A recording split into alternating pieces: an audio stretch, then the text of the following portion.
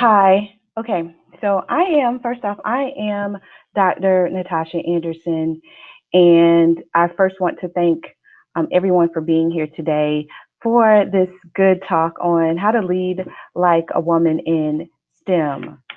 Um, so I'm a professional woman in STEM. I'm a professional minority woman in STEM, and I take that very seriously. Um, so who am I? I am a mechanical engineer. I am a STEM advocate. I'm a trainer. I'm a consultant. I am also someone who wants to see you succeed in achieving your goals in your chosen career. I want you to ascend into leadership. Leadership in a STEM career will not be easy if that's the route you want to take. You will need your technical skills to be and to stay sharp, your knowledge of people you want that to be on point, your knowledge of yourself and the type of leader you want to be stellar. Leadership is not for the faint of heart. It will require much from you, but you get to decide if it's right for you. There will be hard decisions that you will need to make. You might lose some work friends. It can be scary and lonely. I don't say all this to scare you or dissuade you. I say this to prepare you and to make sure that you are ready for leadership.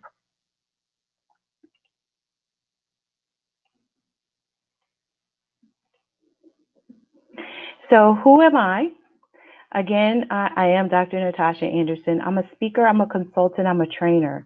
I do workplace diversity training, specifically in STEM. I do professional development training for teachers in regard to STEM. I consult with business industry schools on best practices and people development in STEM. Um, I am a former mechanical engineer, a former math teacher, and engineering technology instructor. I used to be a dean at a local community college, and now I work for myself as a consultant.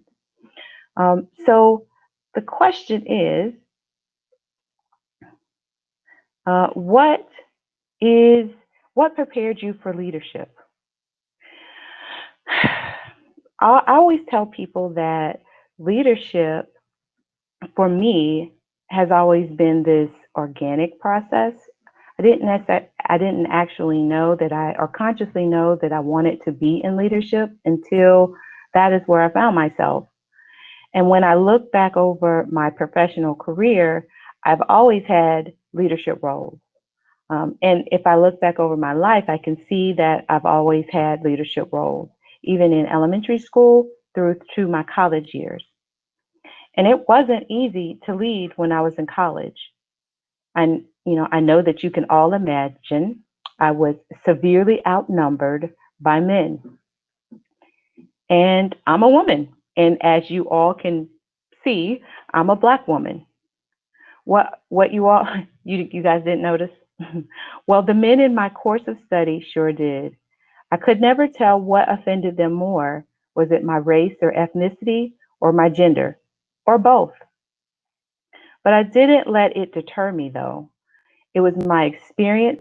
Very few men wanted to partner with the minority female in their classes. I actually liked it when the professors chose the teams. It made it harder for them to ignore me. It took a while, but I finally won them over by being consistent, asking the right questions, and doing the work. They learned that they could trust me and that I did indeed know what I was doing.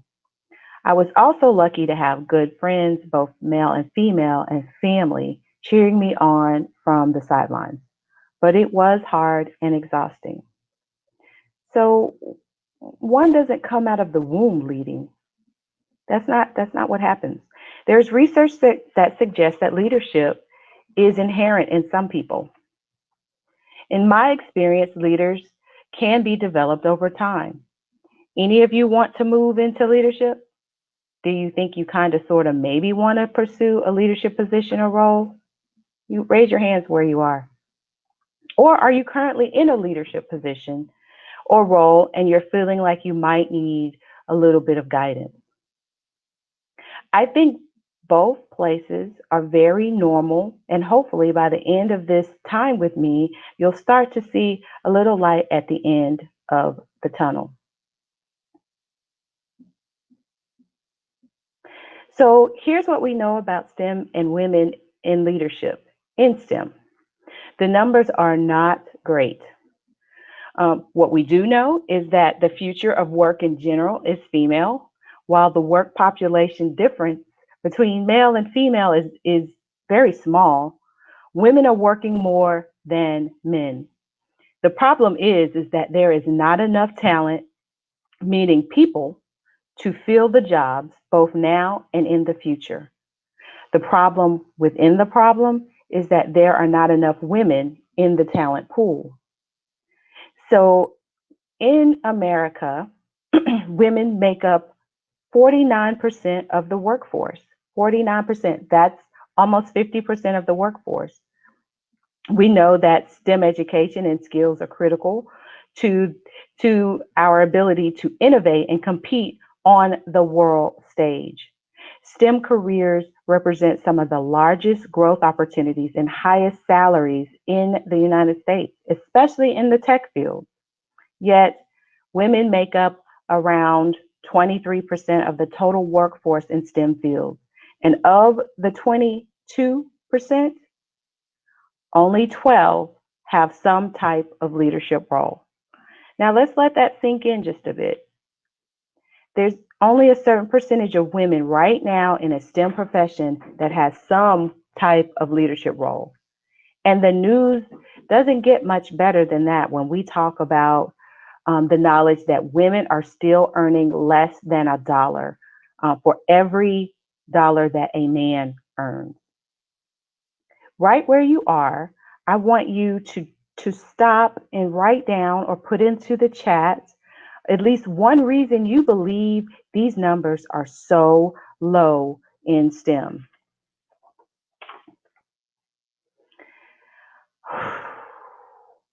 So now the question is leadership special within STEM? Is there something different about it that makes it unattainable for half of the population? You know what I found? The qualities, the essentials to leadership transcends professions. In all of the articles that I've read and the many people that I have talked to, the majority agreed that there are at least 5 essential components that a leader should have, they should exude, or should be able to learn. I'm calling it C3NP. And maybe we can think of it as a newly discovered compound. And each component of the compound are elements of leadership. All right, so here is our leadership compound. We're going to talk about each one of these things. All right, so communication. You guys have probably heard this so many times during the course of the day today. But here's the thing. Did you know that 69% of leaders say that they are afraid to communicate with employees? Yet 80% of a leader's day is spent doing some type of communicating. To that end, I think it would be helpful to know your best at communicating with each other and how you best receive information. So there are 4 things I want to talk about. There's analytical, intuitive, functional, and personal. Those are 4 communication styles. Which one do you exude and which way do you receive information? So if you are more analytical, you are the facts person. All right. You like facts and data. So when a person is approaching you and wanting to give you information, you just want the facts and the data. You don't necessarily care about the story. You just want the facts. Intuitive, the next one is gut feelings, big picture, big ideas. So you're a vision caster. You go with your gut. What is that? Your intuition is very strong. So if you are that person, then a person coming to you for decisions would need to give you just enough so that you can get a feel for the thing. If you are functional, that means that you like processes, step by step. And if you're a personal, you care about the relationships and you go for emotions over facts.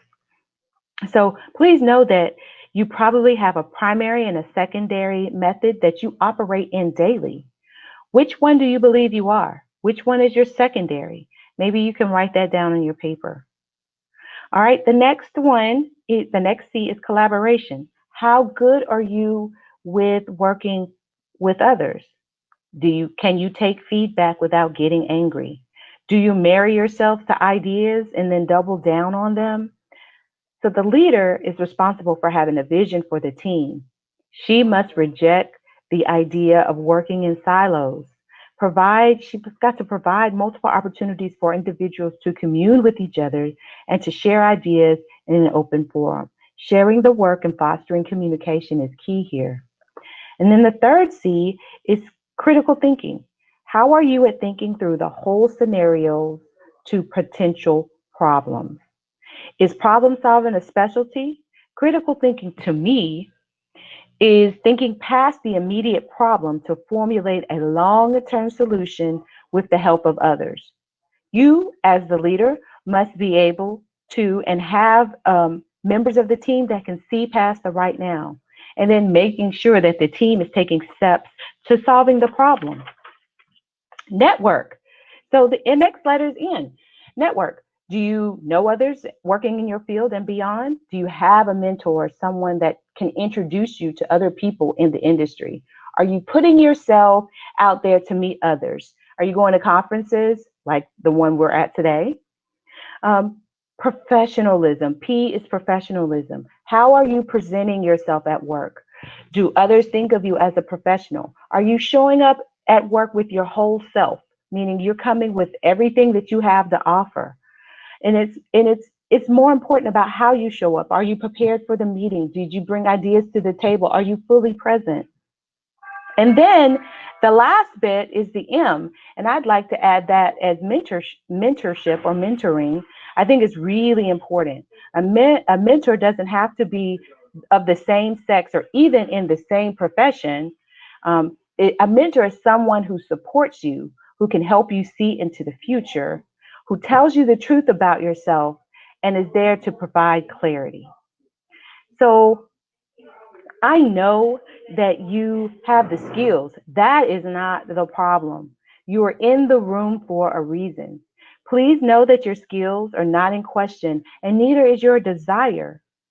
If you can adopt the practice of C3NP and get yourself a good mentor, then I can see that leadership is in your future.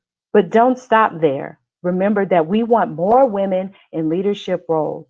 So when you get yours, go out and see if there's another brilliant woman who just needs the opportunity. Mentor her, show her the rope. Reject the notion that we must compete with each other. That is a choice you make. I'm asking that you choose to help your sister instead. Build her up. Accept that we are all different, and that's a good thing. The best teams are made up of diverse people of all genders, races, ethnicities, and orientations. There is enough room for you. And remember that leadership is a journey and not a destination. Also, remember that as a STEM professional, we know and accept that failure is an option. Accept failure means, Accepting failure means it's a first attempt in learning. You should always be learning and growing. You will be ready. You will be great. STEM is looking for you, and we have been waiting on you. Now go and be great.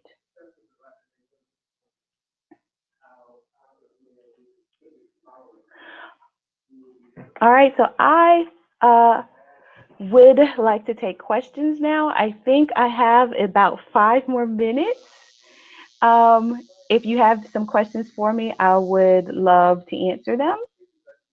Oh, thank you. Oh, thank you. I really appreciate that. Thank you. I really appreciate it. Awesome. All right. So again, if you guys have some brief questions that I can answer right now, then that would be okay. I'm very indecisive. How do I help that? Oh, that's very good. Okay. So what I find, so I'm married to an indecisive person. So I also, what I found works is deadlines, because then there's a time limit on it. So let's say I don't know what I want to do. I want to go left. I want to go right. They both have options. Give yourself a timeline. Maybe that's an hour. In an hour, I will make a decision. Or if there's an actual deadline for that decision, that before that decision has to be made, then put it down on paper, and um, and then be sure to make that decision. Can you speak to your journey in STEM? Whew. So that was a windy, twisty road. I started off as a mechanical engineer. I was a mechanical engineer for 10 years. Um, worked with I did everything from manufacturing train car parts to I ended up designing and manufacturing HVAC systems, heating, ventilation, and air conditioning systems for large buildings and stadiums all across the United States, and for U.S. military bases across the world. Um, and so and then I just decided that I really wanted to do something that would benefit women, because the thing is that I always thought of myself, I think I'm special, but I'm not that special. So I was like, where are the women? So that's what translated my work into doing what I'm doing right now, because what Smart STEM does, mainly, is we do a lot of work as it relates to women, putting together programs that benefit women and minority women in particular. So I can share the slides, and I don't know how to do that, but I will put them. I will put them wherever they need to go so you can get them.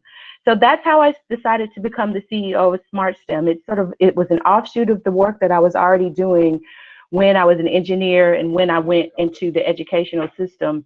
I'm always going to be an advocate for women, always going to try and build us up and make sure that we can do what we're doing, in a STEM space, in a tech space, wherever we are. I really believe that we can do this work. And if we are wanting to improve the stats, then we need to do our part while we try to change the environment.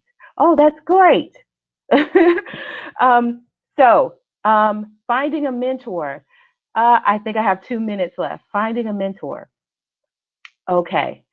This is a little bit more difficult than I might have led it to believe, but maybe there's another woman who is working at your job. She may not be in your office, she may not be in your division, but she may be someone that you can talk to. And it's up to you to forge a relationship. If she doesn't reach out to you, ask her to coffee. See if she has 30 minutes to have a conversation with you. If not, then continue to search. Join organizations like, go to conferences like the Women Tech Global Conference. See if you can meet and commune with other women who may be able to mentor you through. It's We need it. We need each other, because there are people who have been here, who have fought battles that we don't have to fight anymore, who have advice that they're just waiting to give. And the one thing I've learned about both having a mentor and being a mentor is that it it's almost like they're waiting to be asked. So don't forget to do that. Thank you for your time today, ladies, and I really appreciate you.